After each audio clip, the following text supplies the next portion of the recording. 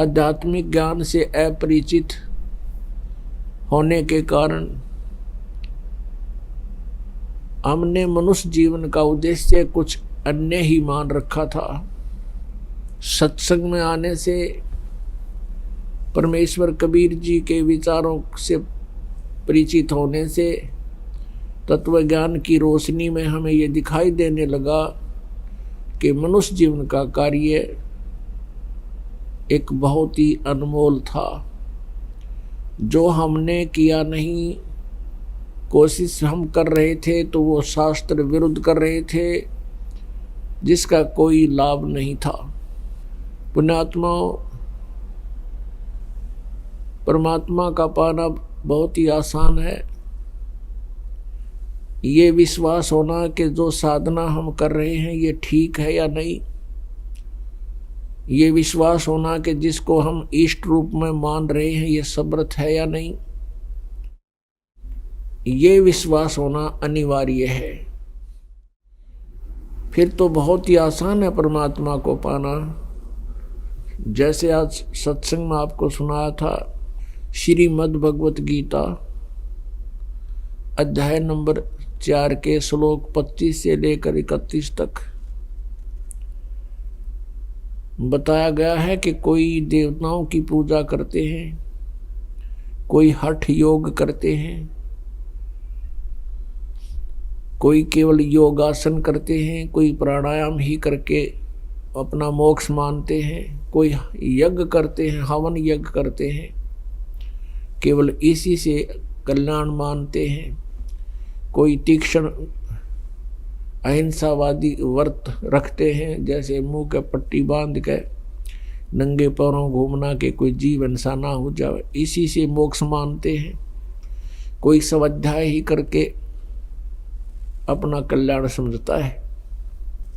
अब परमेश्वर ने आकर के अपने मुख कमल से बोली अमृतवाणी में ये विस्तार के साथ बताई कि जो साधनाएं आप जी कर रहे हो ये शास्त्र विरुद्ध है, ये साधनाएं करनी चाहिए, ये नहीं करनी चाहिए।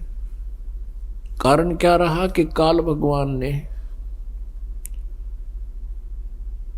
अपनी सूझबूझ से सभी प्राणियों को शास्त्र विधि त्याग कर मनमाने आचरण पर आधारित कर दिया और तत्व ज्ञान छुपा करके अज्ञान भर दिया। उस परमेश्वर का नामो निशान मिटा दिया। इसलिए परमात्मा अपनी जानकारी देने के लिए स्वयं ही आते हैं। पुण्यात्माओं, सबसे पहले हमने परमात्मा को पहचानना है। उसके बाद तो सिंपल सी बात है, हमें ये पता चल जाएगा कि किन किन महापुरुषों को परमात्मा प्राप्त हुआ, उनकी वे ऑफ वर्शिप कौन सी थी, तो हम आसानी से समझ जाएंगे कि हम भी उन्हीं की तरह साधना करें तो हमारा कल्याण संभव है। पुण्यात्मा, परमात्मा की जानकारी हमें कहाँ से प्राप्त हुई थी? जो बहुत बड़े मंडलेश्वर कहलाते थे, अपना एक विशेष ज्ञान जानते थे, बताते थे। वो कहते थे कि हम वेदों के अतिरिक्त किसी भी सदग्रंथ को सत्य नहीं मानते। वेदों में सत्य ज्ञान है, बिल्कुल सही है। और वो स्वयं वेदों से परिचित नहीं थे कि ये पवित्र वेद हमें क्या जानकारी देते हैं। इनमें परमात्मा का बाय नेम परिचय है, नाम सहित परिचय है। परमात्मा कैसी लीला करते हैं और वो जानकारी भी वेदों में है, संक्षिप्त में है, कोड वर्डों में है। और सूक्ष्म वेद में जो 5वां वेद है, सच्चिदानंद घन ब्रह्म की वाणी, उसमें परमेश्वर की लीला परमेश्वर की महिमा बहुत विस्तार के साथ है। तो पहले हम वेदों से आपको प्रमाणित करेंगे कि कौन है परमात्मा और वो कैसी लीला करता है, तो फिर हमें विश्वास हो जाएगा कि सचमुच यही भगवान है जो वेदों में लिखा है कि परमात्मा ऐसी लीलाएं करता है और उसका ये नाम है। और फिर उन संतों जिनको वो मिले उनकी वाणी में फिर वही ज्ञान है जो वेद बताते हैं, तो परमात्मा को पहचानना बहुत ही आसान बन जाता है। जैसे ऋग्वेद मंडल नंबर 9 और सूक्त नंबर 86 और मंत्र नंबर 26-27 में, ऋग्वेद मंडल नंबर 9 और सूक्त नंबर 82-82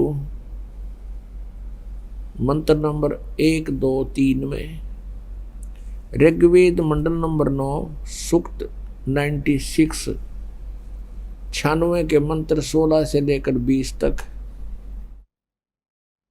ऋग्वेद मंडल नंबर 9 सूक्त 20 मंत्र 1 में, ऋग्वेद मंडल नंबर 9 सूक्त 1 मंत्र 8 और 9 में, और भी अनेक स्थानों पर परमात्मा के विषय में जानकारी दी है। परमेश्वर के विषय में जानकारी बताई है, वो कैसी लीला करता है, उनका नाम क्या है। तो पुण्यात्मा जो वेदों में लिखा है तो हमें सत्य मानना पड़ेगा। अभी तक तो हम कोई कुछ भी बता रहा था हम उसी को भगवान मान लेते थे, उसी संत के वचनों को सत्य मानते थे। जो शास्त्र विधि को त्याग कर मनमाना आचरण बताता है और शास्त्रों के सदग्रंथों के विरुद्ध जो ज्ञान देता है वो टीचर ठीक नहीं। पुण्यात्माओं, आप जी आध्यात्मिक विद्यार्थी हैं, आध्यात्मिक विद्यालय के, और गुरुजन जो होते हैं वो आध्यात्मिक गुरु होते हैं, स्पिरिचुअल टीचर। अब टीचर कहाँ से पढ़ाता है? सिलेबस से। सिलेबस की बुक होती है, सर्टिफाइड बुक होती है, उन पुस्तकों से जो पढ़ाता है तो वो टीचर सही है। उन पुस्तकों के बारे में जिसको जानकारी नहीं है सिलेबस की और आउट ऑफ सिलेबस सब विद्यार्थियों को पढ़ा रहा है, तो वो टीचर जीवन नाशक है, विद्यार्थियों के भविष्य के साथ खिलवाड़ कर रहा है। तो अब हम स्वयं देखेंगे कि किसने आज तक हमें सत्य ज्ञान दिया और किसने नहीं दिया। अब परमात्मा ने स्वयं आकर के ये जानकारी दी है और यही सदग्रंथ बताते हैं, वो स्वयं ही आकर अपने विषय में सत्य जानकारी देता है। अपने द्वारा रची हुई सृष्टि को वही ठीक ठीक बताता है। अब आपके रूबरू कराते हैं कि परमात्मा कैसी लीला करता है, फिर आपको सुनाते हैं कि वो कौन है वो परमात्मा जिसने ऐसी लीला की है। आपके रूबरू वेद दिखाते हैं, वेद करते हैं, पवित्र वेदों को दिखाते हैं। और पुण्यात्मा, यदि ये दास अपने हिसाब से अनुवाद कर देता और आपको बताता, आप फिर, क्योंकि बच्चे तो अपने टीचर पे, अपने गुरु पर पूर्ण विश्वास किया करते हैं, हमारे गुरुजी जो कह रहे हैं वो सत्य है, और ऐसे ही अभी तक होता आया। क्योंकि हमने उन अज्ञानी तत्वज्ञानहीन संतों को भी यथार्थ ज्ञान युक्त मान लिया, उनके ज्ञान को, अज्ञान को हमने सही माना, उन पर विश्वास करते रहे। ये एक स्वभाव है एक श्रद्धालु का, एक अच्छे श्रद्धालु का स्वभाव है कि वो ब्लाइंड फेथ करता है, और उस ब्लाइंड फेथ का दुरुपयोग किया है नकली गुरुओं ने। अब इसलिए यदि ये दास आपको अनुवाद करके दे देता वेदों का, कोई बड़ी बात नहीं। वेद तो एक बहुत ही आसान है, क्योंकि हमारे पास वो मास्टर की है। कौन सी? वो सृष्टि रचना। सृष्टि रचना का जब तक आपको ज्ञान नहीं होगा कि किसने ये क्रिएट किया, ये वर्ल्ड किसने रची, संसार, और कैसे रचा, वो परमेश्वर ने आके बताया, कबीर जी ने, परम पूज्य कबीर परमेश्वर जी ने। और उनके सूक्ष्म वेद में लिखा है सच्चिदानंद घन ब्रह्म की वाणी में। तो सृष्टि रचना को जब दास ने गहराई से पढ़ा, देखा, सुना और फिर सदग्रंथों से मेल किया, तो अपने आप खुलते चले गए ये ग्रंथ, कोई दिक्कत नहीं आई। अब जैसे रामायण की कथा तो पवित्र हिंदू समाज ने सब ने पता है, उंगलियों पर रट रखी है, और रामायण की चौपाइयां में भी उसका वर्णन है। अब चौपाइयां तो किसी महापुरुष ने, जैसे तुलसीदास जी ने बोल दी, अपनी जो का तो वर्णन चौपाइयों में लिख दिया, दोहों में, लोकोक्तियों में। लेकिन यदि इस रामायण का मौखिक ज्ञान ना हो किसी को कि रामचंद्र जी कौन थे, दशरथ कौन थे, सीता कौन थी, रावण के था, विभीषण कौन था, बाली कौन था, तो ये ज्ञान ना हो वर्बली कैसे घटना घटी थी, और उसके सामने उस व्यक्ति ने चाहे हिंदी आती हो, संस्कृत भी आती हो, और रामायण की मौखिक ज्ञान ना हो, कहानी का ज्ञान ना हो, तो उन चौपाइयों का अनुवाद ऊट पटांग करेगा वो। रावण का अर्थ लिखेगा रुआने वाला, सीता का अर्थ लिखेगा वो खूड, क्योंकि सीता का अर्थ है संस्कृत में हल से खींची हुई रेखा, तो वो कोई अनुवाद करेगा?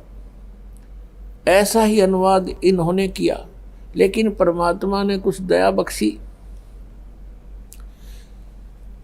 ये जो वेददास आपको दिखाने जा रहा है, ये उस ग्रुप के हैं, ये उस पंथ के हैं जो भगवान को निराकार मानते हैं, और उन्होंने अनुवाद किया। परमात्मा ने उनकी बुद्धि पर पत्थर डाल दिए, उन्होंने ठीक अनुवाद कर दिया कुछ एक श्लोकों का, और वो करवाया भगवान ने, ना तेड़ंगा करण का ठेका ले रहे थे ये तो, पता नहीं के अनुवाद कर रहे थे। अपने आत्माओं, यदि ये दास अनुवाद करके आपको दे देता और आप फिर दिखाते किसी अन्य को, स्वाभाविक है कि हम अपने ज्ञान का दूसरे को बताओं कि ये सच्चाई है, तो वो ये कह करके आपको भ्रमित कर सकते थे कि रामपाल तो संस्कृत भाषा को नहीं जानता, वो अनुवाद कैसे कर सकता है। आपका नहीं विश्वास हुआ हो तो किसी और का जरूर हो जाओ, दो साथ में बैठ कर सुन रहा था कि भाई हाँ सचमुच ये तो संस्कृत के विद्वान ही वेदों का अर्थ कर सकते हैं, रामपाल तो एक संस्कृत भाषा नहीं जानता। तो यही जो पहले समस्या आई थी, जब स्वयं परमेश्वर कबीर देव जी आए थे 600 वर्ष पहले, परमात्मा यह सच्चाई बता करते, हम ही अलग अला हैं कुतुब गोस और पीर, कि मैं ही और गरीबदास खालिक दनी हमरा नाम कबीर। जैसे तुलसीदास जी ने रामायण लाखों वर्ष पहले की बीती हुई रामायण को एज इट इज श्लोकों में, दोहों में लिख दिया जो आज हमें मान्य है, ऐसे ही आदरणीय गरीबदास साहिब जी ने परमात्मा से परिचित होकर के, उनसे प्राप्त दिव्य दृष्टि से हजारों वर्ष पहले, लाखों करोड़ों अरबों वर्ष पहले की जो घटनाएं थी, अपनी वाणी में लिपिबद्ध करवा दी, जो आज हमारे पास उपलब्ध है। और वो परमात्मा की महिमा सदग्रंथों में उपलब्ध है, वेदों में। तो इसलिए परमेश्वर की असीम रजा अपने ऊपर कि इन निराकार मानने वालों के कर कमलों से ही लिखवा दिया कि भगवान साकार है, एक स्थान पर रहता है, वहाँ से गति करके आता है और अच्छी आत्माओं को मिलता है। ये मालिक की कृपा है, कबीर परमेश्वर की आपके ऊपर विशेष रजा है। अन्यथा ये दास कुछ बताता तो विश्वास कम होता, क्योंकि भगवान ने आके स्वयं कहा था 600 वर्ष पहले कि हम ही अलख अला हैं, कुतुब गोस और पीर, गरीब दास खालक धनी, हमारा नाम कबीर। जैसे तुलसीदास की वैसे छाप लगती है, तो गरीबदास जी कह रहे हैं कबीर साहब ये बताया करते हम ही खालिक धनी, पूरे संसार के हम कुल मालिक हैं और मेरा नाम कबीर। अब देखिएगा ऋग्वेद मंडल नंबर 9 आपको दिखाते हैं। ऋग्वेद मंडल नंबर 9 10 से इकट्ठे ही जल्द है, अनुवादित है।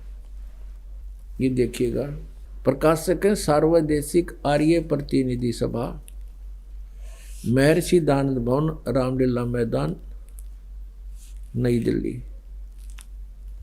ये इनके फोन और फैक्स नंबर हैं। ये झूठे भी निरे थे। इन्होंने लिखा है कि महर्षि दानंद सरस्वती कृत, यानी महर्षि दानंद ने इसका अनुवाद किया, इनका कहना, लेकिन ये इन्होंने झूठ लिखा है। मुद्रक Prince offset printers 1510 Pataudi house, Daryaganj, नई दिल्ली। फोन नंबर इतने।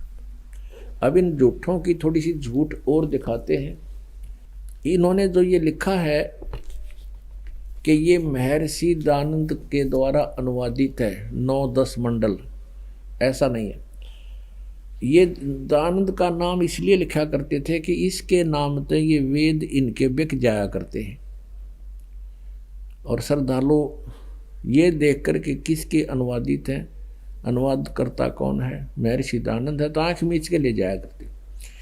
दानंद अगर अनुवाद करता तो इसका उड़ंगा कर जाता, वो तो कति भट्ठा बैठाने का ठेका ले रहा था। अब देखिएगा, इस पे स्पष्ट किया है, यह एक ऋग्वेद का भाषा भाष्य है। ऋग्वेद भाष्य महर्षि दानंद सरस्वती, संपादक दानंद अर्पण, विश्व मानव परिषद पंजीकृत 46/5 सामुदायिक केंद्र, पूर्वी कैलाश, नई दिल्ली, ऐसे। और ये कहाँ से छपी है? वेद सब सत्य विद्याओं का पुस्तक है महर्षि दानंद। दानंद का मानना है कि वेद में जो लिखा वो सत्य है, ठीक है। ये कहाँ से छपा है? प्रकाशक विश्व मानव उत्थान परिषद पंजीकृत, ये तो आपने पढ़ लिया। मुद्रक हैं कंपू डाटा सर्विसेज, नई दिल्ली, ये ऐसे। अब इसकी जिल्द पर इन्होंने लिखा है, देखना। यह भाष्यकार कौन है इस ऋग्वेद के? कौन कौन है? महर्षि दानंद सरस्वती, मंडल 1 से 6, बस। महर्षि दानंद जी ने तो मंडल 1 से 6 मंडल का अनुवाद किया था, फिर इसकी मृत्यु हो गई थी। उसके बाद किसने किया? श्रीपाद दामोदर 7 से लेकर 10 मंडल। और इन्होंने जब 9-10 पर यह लिखा है कि महर्षि दानंद कृत, अभी आपको फिर दिखाएंगे वही ऋग्वेद जो 9-10 मंडल है, ये सार्वदेशिक आर्य प्रतिनिधि सभा दिल्ली से प्रकाशित है। तो इन्होंने झूठा लिखा है इसके ऊपर कि ये महर्षि दानंद ने अनुवाद किया, नहीं। इसके अनुवाद करता ये आपको दिखा दिए, श्रीपाद दामोदर 7वें लेकर, इन्होंने 7 से लेकर 10 मंडल तक, 7, 8, 9, 10, 4 मंडल का अनुवाद उन्होंने किया। दानंद जी ने तो केवल 1 से लेकर 6 तक रखे। ये देखिए, इन्होंने इस पर महर्षि दानंद की फीत ला दी कि इसके नाम तो ये बिक क्या करता, ना तो बिक ना हो उनका। ये वही है जो अभी आपको दिखाया। और ये लिख दिया महर्षि दानंद सरस्वती कृत आर्य भाषा भाष्य, अनुवाद कहें दानंद ने कराया। अब हम अपने काम की बात पर आते हैं। ऋग्वेद मंडल नंबर 86 का, ये है ऋग्वेद मंडल नंबर 9 सूक्त 86 और इसका मंत्र 26। इसमें क्या कहा कि यज्ञ करने वाले यजमानों के लिए, पदार्थ है, इनका अर्थ किया इन्होंने, यज्ञ करने वाले यजमानों के लिए परमात्मा, इसका अर्थ है जो धार्मिक अनुष्ठान करने वाले यजमान माने भक्तों के लिए परमात्मा सब रास्तों को सुगम करता हुआ उनके विघ्नों को मर्दन करता है, उनके सब विघ्न नाश करता है, संकटों का नाश करता है। और उनको पवित्र करता हुआ और अपने रूप को सरल करता हुआ वह कांति में परमात्मा, ये लिखा इन्होंने, देखो ये है कबीर, हम इसको कबीर बोलते हैं, कबीर। इन्होंने इसके दो हिस्से कर दिए, यू कवि बना दिया, कवि ही। इसको हम कबीर भी बोल सकते हैं, रे लिख के नीचे हलंत लगा सकते हैं तो कबीर भी लिख सकते हैं।